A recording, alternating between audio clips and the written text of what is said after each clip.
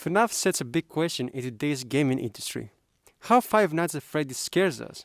In this video, we will explore how this game employs a range of psychological techniques to create an experience that scares players unconsciously, including those from Freud, Carl Jung, and several other psychological theories. The power of the unconscious is undoubtable, and it plays a big role in Freddy Fazbear's and the animatronic's origin. The unconscious plays a big role in a human being's life, so much so that our development stage in our childhood, a part that we think small and insignificant, can influence our thoughts, feelings, and behaviors in various ways without even recognizing the reasons behind them. For example, when you were a kid, you might have seen your dad smoke a lot of cigarettes in front of you, and that image stayed with you in the back of your head, hidden until you were an adult, thinking that in order to be a true man today is to smoke as much as possible.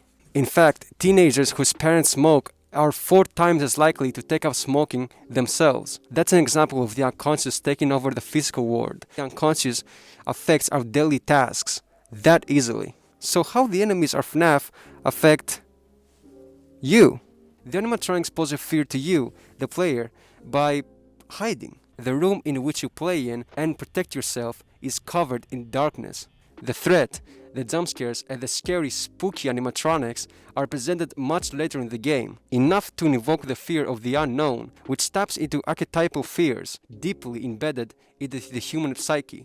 The fear of the darkness in the rooms that surround you and the mystery of what the cameras hide before they show the actual animatronics are enough to make you remember the childhood fear of darkness, the mystery of what's hiding under your bed. You are often placed in situations where you have limited resources and control over your environment, such as managing power and security systems. This sense of vulnerability and weakness is psychologically unsettling and heightens fear. The animatronics share a certain model of childhood toys, teddy bears. The game tricks your unconscious by misrepresenting these images. Their design looks friendly and comforting. You expect to look like they're innocent teddy bears, but they become something uncanny, unrecognizably creepy.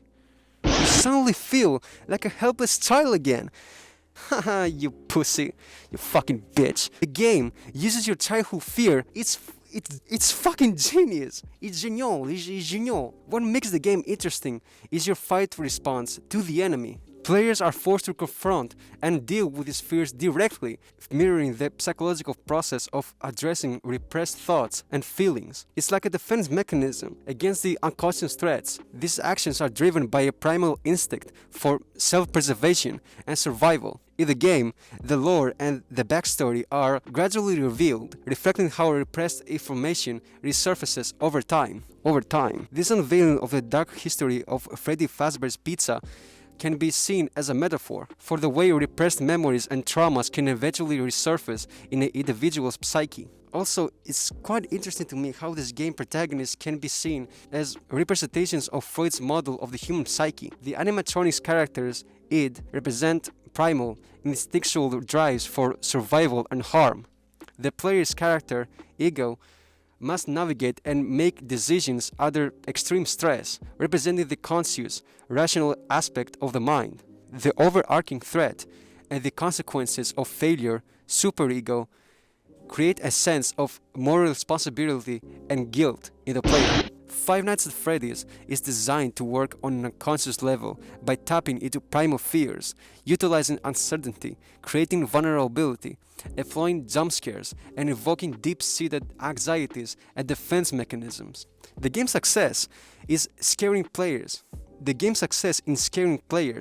lies in its ability to trigger fear at a level that often bypasses conscious thought.